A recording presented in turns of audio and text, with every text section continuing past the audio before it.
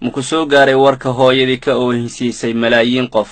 sheekada tan markaad dhagaysatid waad ilmayn doontaa, dareemahaaduna waa isbedeli doonaa. waxaan ka sheekaynaynaa ama qisadan waxaa weeye waa hooyo, hooyadaasoo ninkeedii hadda ka hor u dhintay oo aan nin lahayn. hase yeeshee waxaa la jooga oo la nool wiil ay ayeeyo u tahay oo waalidkiis asagana horey u dhinteen. wiilka ay ayeeyada u tahay way ku dadaashay, waxbay bartay, way u guurisay markuu weynaaday. markuu dareemay inuu ka kaaftoomi karo ayuu wuxuu ku yidhi, ayeeyo waan baxayaa, waana safrayaa. markaase waxay ku tidhi, ma iga tegaysaa anoo keligay ah? qolkaas yarka ee aan kugu soo koriyey miyaad iiga tegaysaa? markaasuu wuxuu yidhi, iska kay fasax ayeeyo.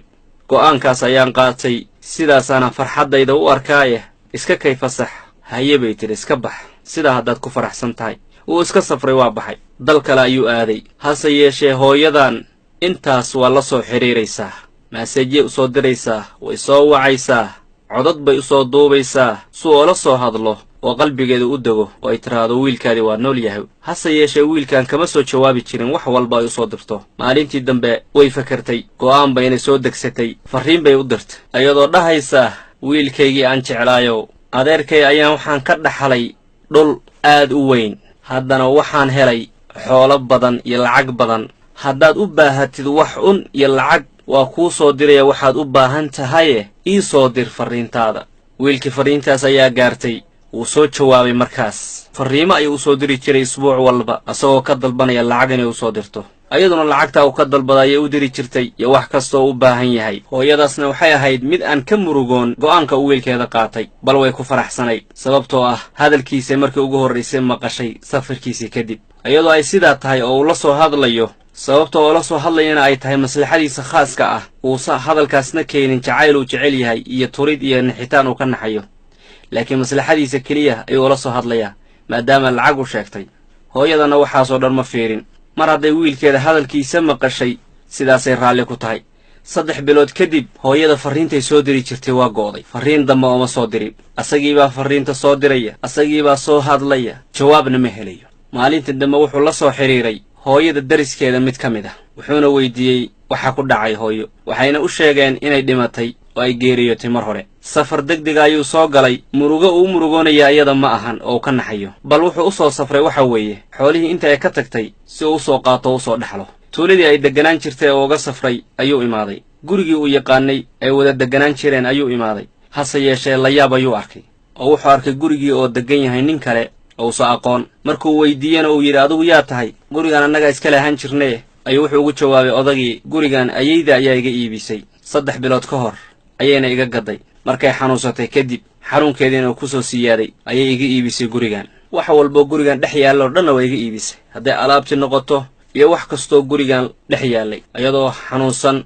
caafimaadkeeda maysa fiirin. wixii intaa ka dambeeyena waddooyinka iyo jidadkay seexan jirtay, qofnana ma ogayn gurigan lacagtay kala baxday meesha ay geysay. wiilkii markaas oohin ayaa ku soo istaagtay oo wuxuu yidhi, anigaa og lacagtaas meeshay u dirtay. hooyo waxay nafteeda u diiday ayay ku siinaysaa.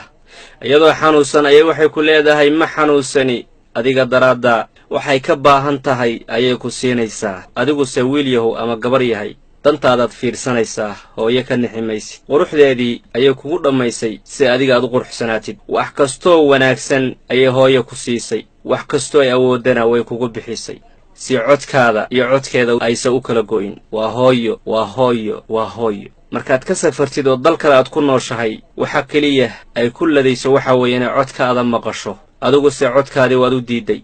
farriimo badan bay kuu soo dirtay ayadoo ka soo hadlaysa tuuladaad oga soo tagtay oo abaar ah, qaxootigaad oga soo tagtay oo kulayla, ooma soo jawaabaysid. laakiin markay tidhi, hooyo lacag kastood u baahatid anaa kuu soo dirayee ii soo sheeg, waad soo dabacday oo dantaada khaaska ayaa fiirsatay oo waxaad tidhi, hooyo lacagtaasaan u baahanahay.